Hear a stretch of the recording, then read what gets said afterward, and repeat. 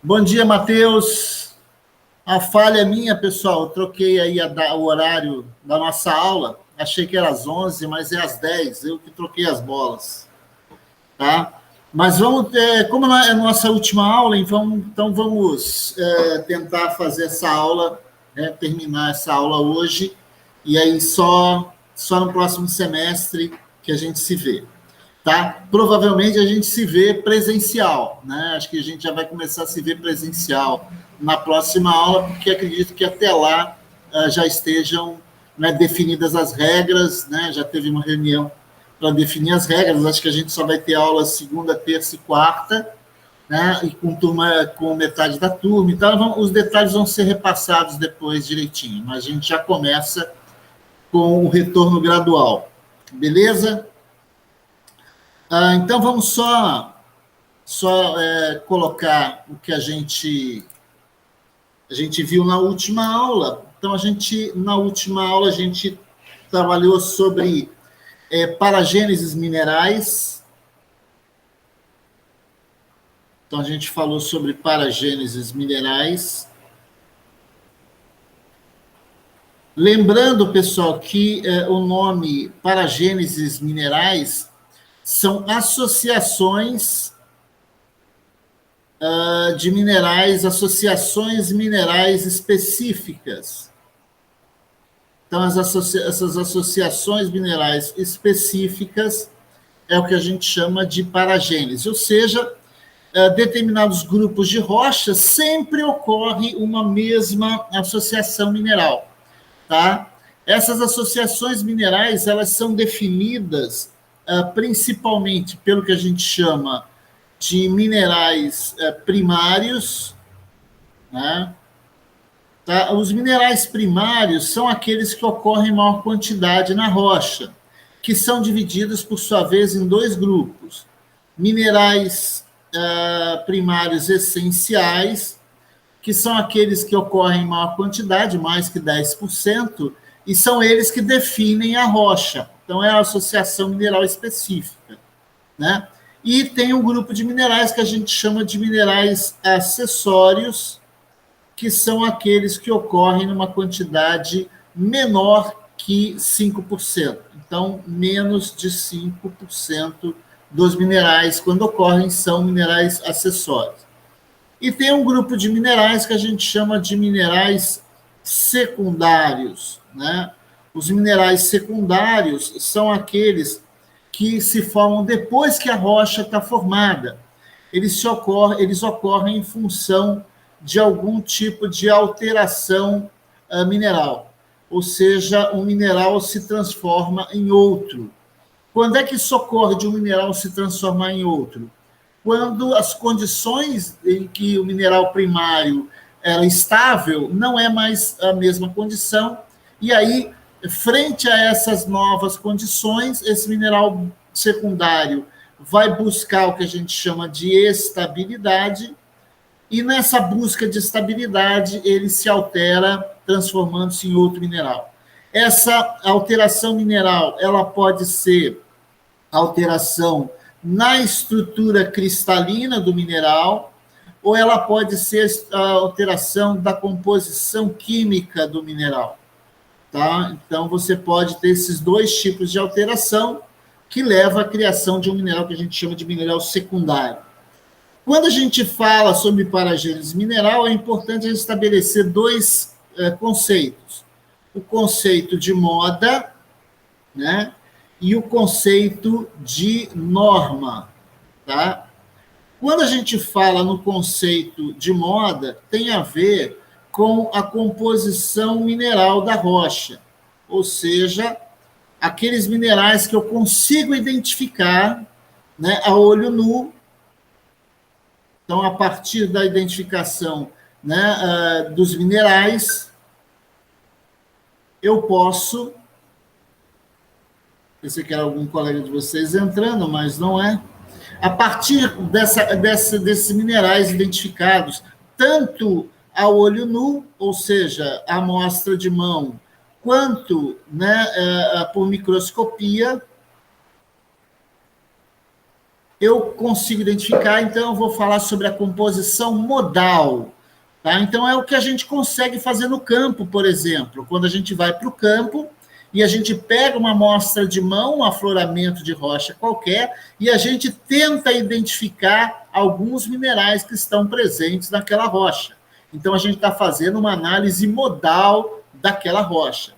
Quando a gente fala em norma, a gente se refere à composição química daquela rocha, ou seja, é quando eu não consigo identificar os minerais. E aí, o que eu faço? Eu pego essa rocha e eu trituro ela, transformo ela em pó, e através desse pó mineral, eu faço uma análise química.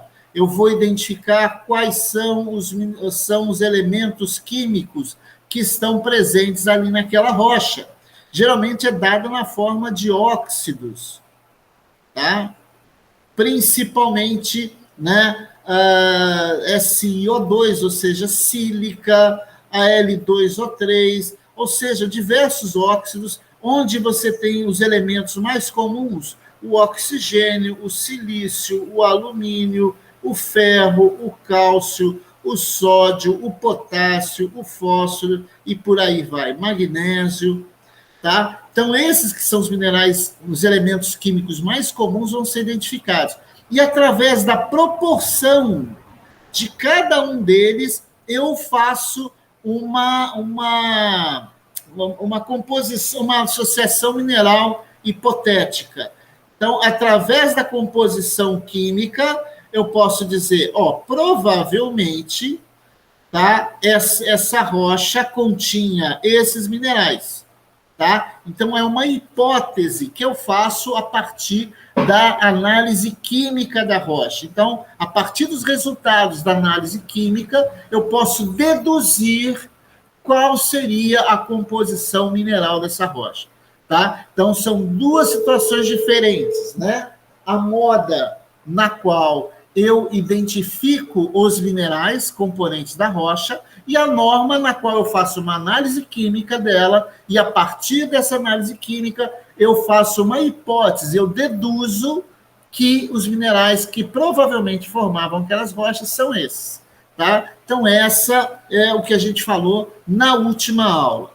Na aula de hoje, pessoal, a gente vai começar a falar um pouquinho sobre classificação das rochas ígneas. Tá? É o mesmo material, né, no livro do professor Norberto Sgarbi, né, que é esse livro aqui, Petrografia Macroscópica das Rochas Ígneas, Metamórficas e Sedimentares. Tá? É um livro que a gente sempre usa. Quem tiver mais curiosidade, nós temos vários deles lá na biblioteca. Tá? Por que a gente faz por que a gente precisa fazer uma classificação das rochas ígneas? É para que a gente consiga ter uma nomenclatura uniforme, ou seja, uma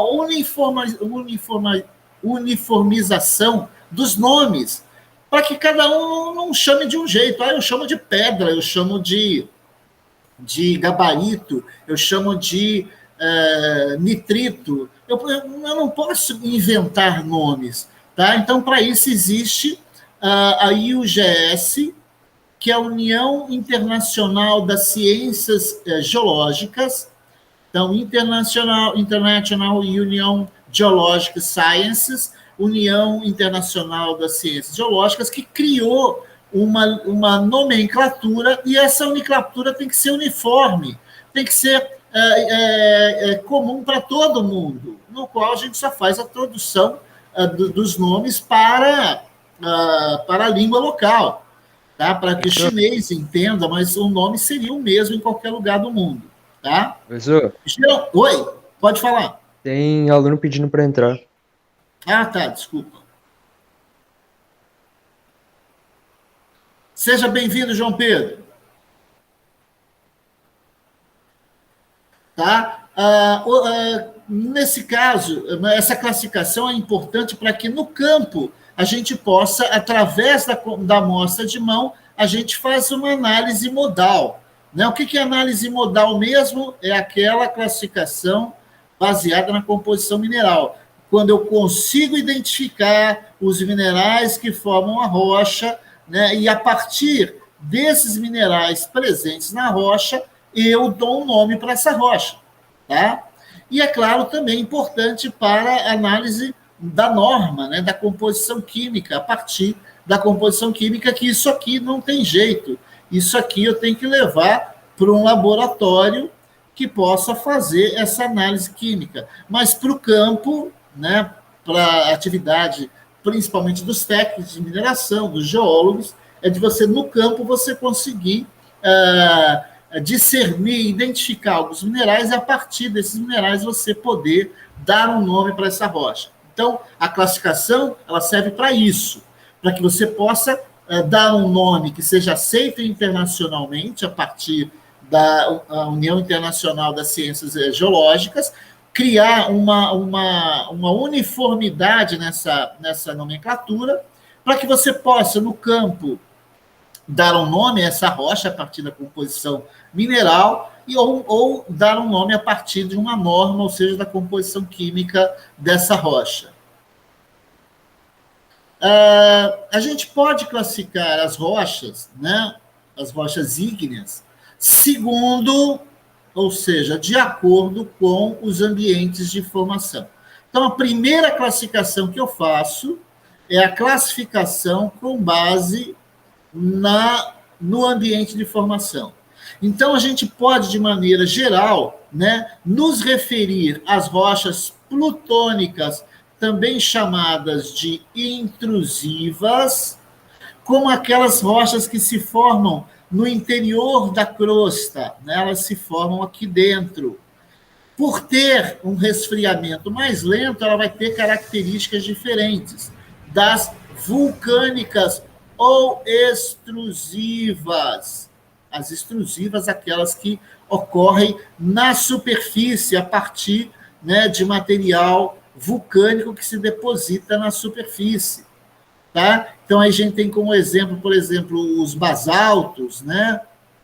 Os riolitos, assim como no interior nós vamos ter os gabros e nós vamos ter os granitos. Tá? Nós chamamos dos cristais grandes, nós chamamos de fenocristais, a gente já tinha falado, né? Ou são chamados de pórfiros, né? Que são cristais grandes. Tá? O material que sai da atividade vulcânica são chamados piroclastos. Sempre, pessoal, clastos tem significado de fragmentos, de pedaços, tá? E piro é fogo, então seria fragmentos de fogo, né? São materiais que são ejetados a partir da atividade vulcânica e eles se consolidam no ar, né? Ou seja, na medida que esse material resfria no ar, na hora que ele é ejetado, ele cai na forma de piroclastos. Além da própria cisa vulcânica, que é o material mais fino da rocha que foi detonada, ou material como rochas formadas a partir de pome, material chamado de pome, ou pedra-pome, que é como se fosse a espuma de atividade vulcânica. Alguns autores também preferem utilizar o nome ipabissais para se referir a rochas que cristalizam em, vamos dizer, em situações, em posições intermediárias dentro da crosta, ou seja, nem tanto na superfície, nem tanto no interior da crosta. Ou rochas que começaram a cristalizar dentro da crosta, numa posição mais profunda dentro da crosta, mas que por algum motivo foram levadas até a superfície. Então, essa... Deixa eu desligar aqui.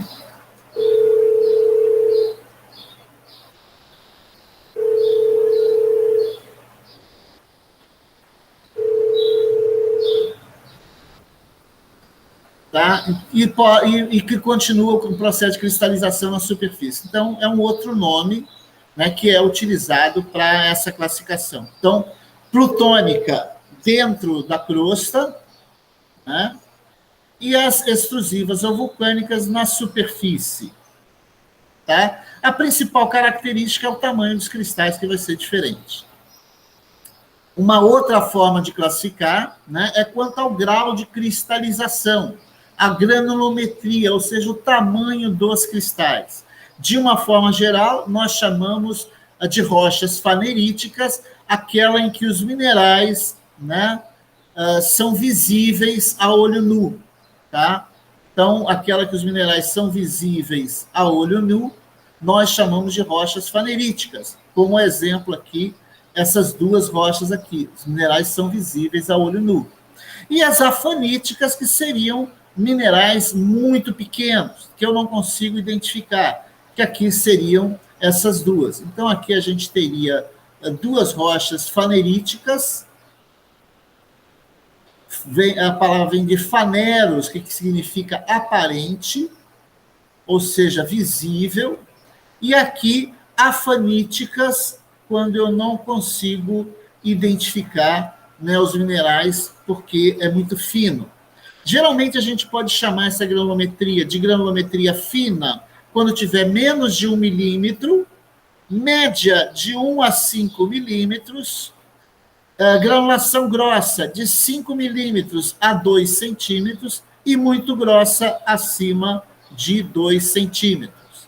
Tá? Então, fina, média, grossa e muito grossa em função do tamanho dos cristais. É claro que a partir de um determinado momento, visualmente, você consegue dizer se a rocha é fanerítica ou afanítica. É uma forma da gente classificar, né, as rochas ígneas, né, de acordo com o grau de cristalização ou do tamanho dos cristais.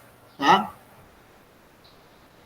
Uma outra forma de classificar as rochas ígneas é a partir do seu conteúdo em sílica, seu conteúdo em SiO2.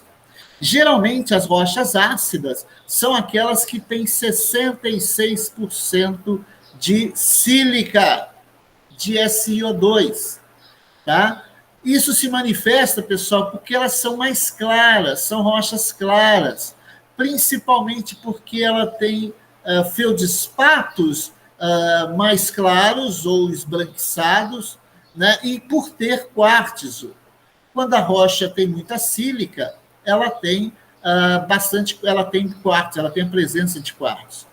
As intermediárias seriam aquelas que têm entre 52% e 66% de sílica, tá? De SiO2. Então, no caso das ácidas, o exemplo são os granitos. Tá? Um granito aqui.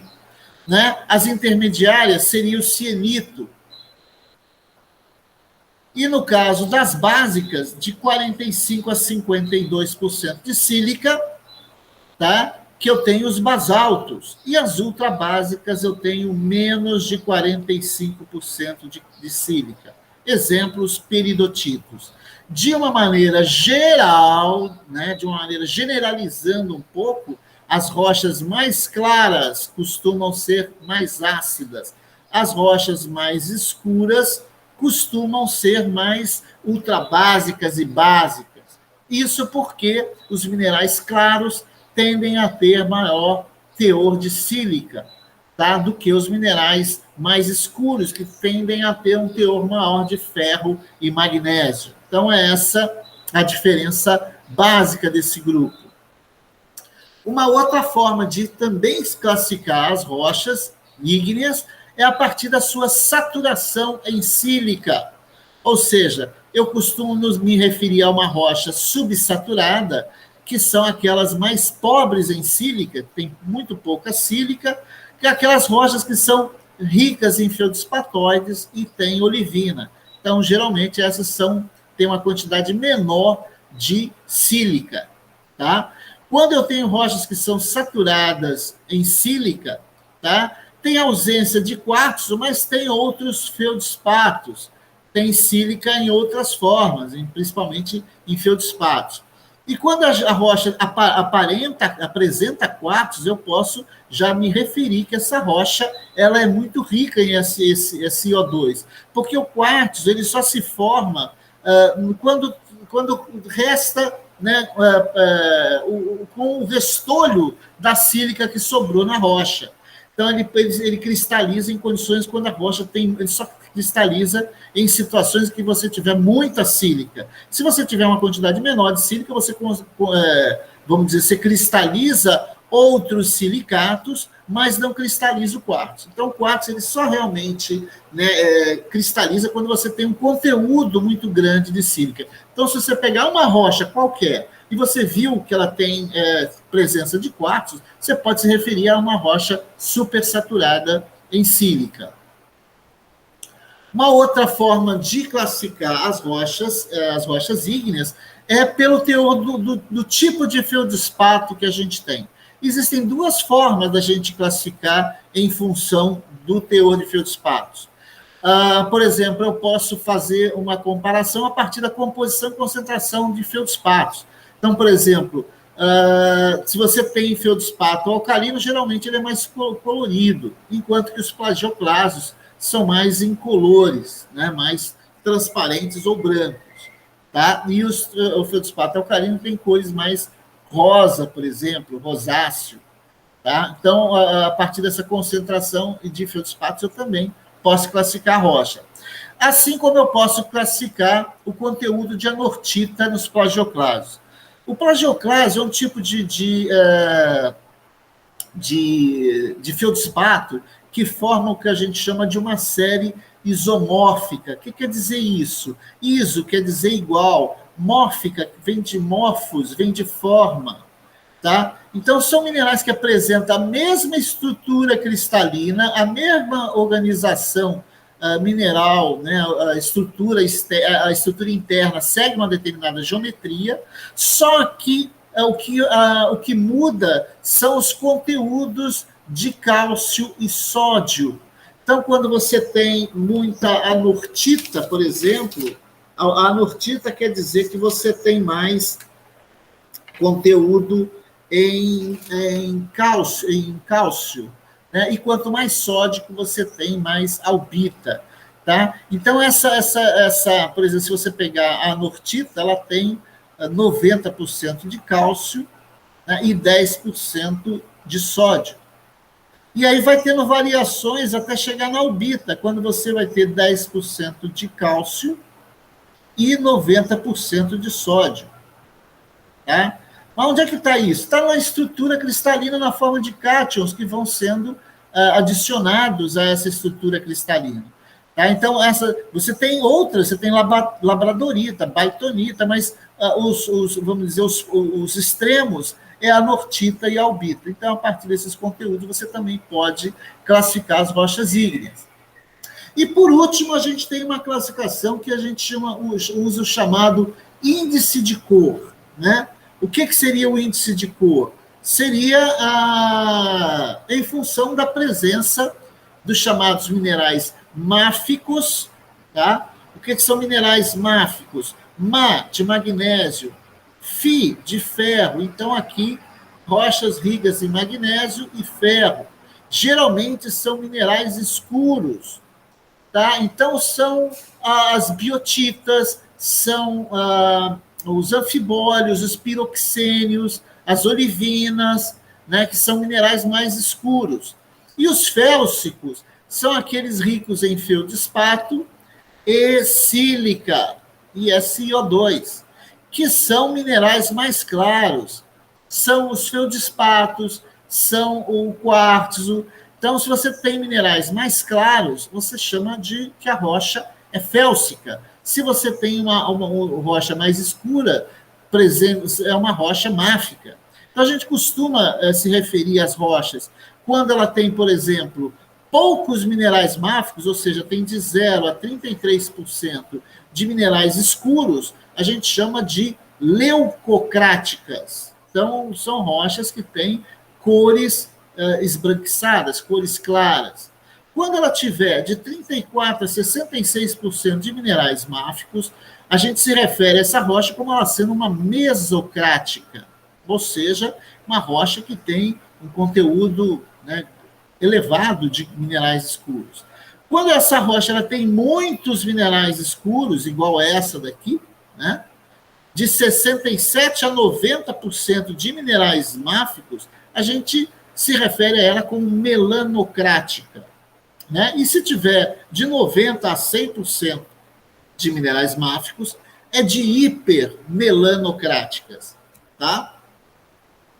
Então, esses nomes leucocráticas, mesocráticas, hipermelanocráticas, se referem ao que a gente chama de índice de cor.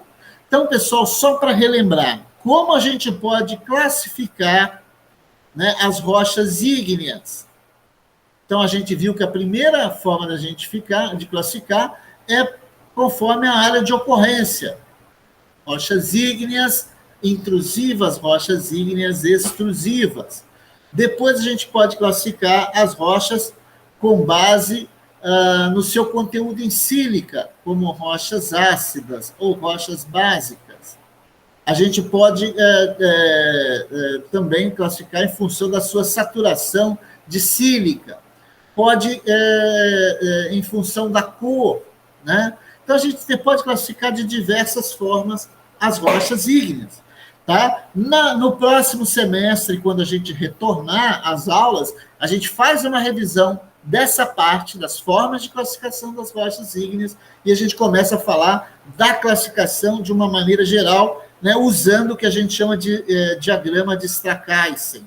É um diagrama triangular, no qual a gente pega a rocha e analisa qual é o teor dela de plagioclásio, de quartzo e de feldspato, então a gente chamaria de um triângulo QFP, ou QPF, se eu não me engano, que a partir desses conteúdos a gente localiza a rocha num determinado ponto e a gente dá um nome a essa rocha. Então, dependendo da quantidade, a gente pode definir a rocha como sendo um granito, um cienito, um grano de orito, ou seja, a gente pode, em função dessa característica, identificar o nome da rocha. Mas a gente vai deixar para o próximo semestre. Então, a gente termina esse semestre falando sobre, né, essa classificação, essas diversas formas de classificar as rochas ígneas, a partir do modo de ocorrência, em relação ao teor de sílica e em relação ao conteúdo de minerais máficos.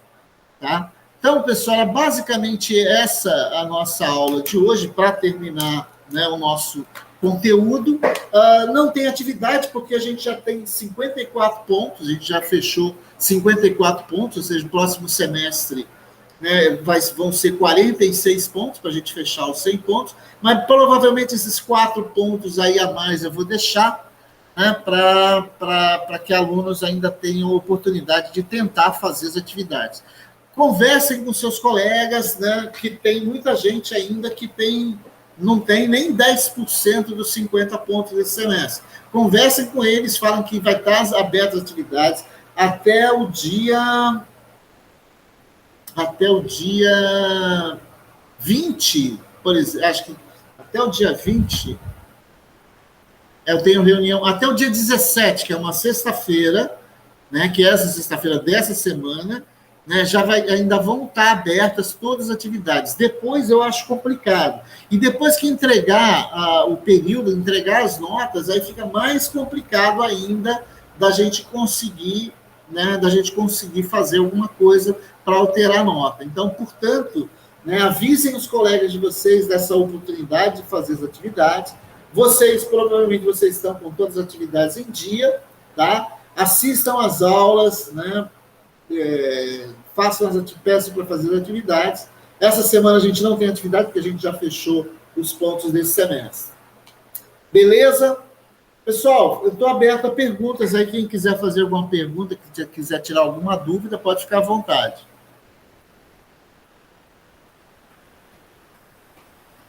Valeu, João. Valeu, Lívia.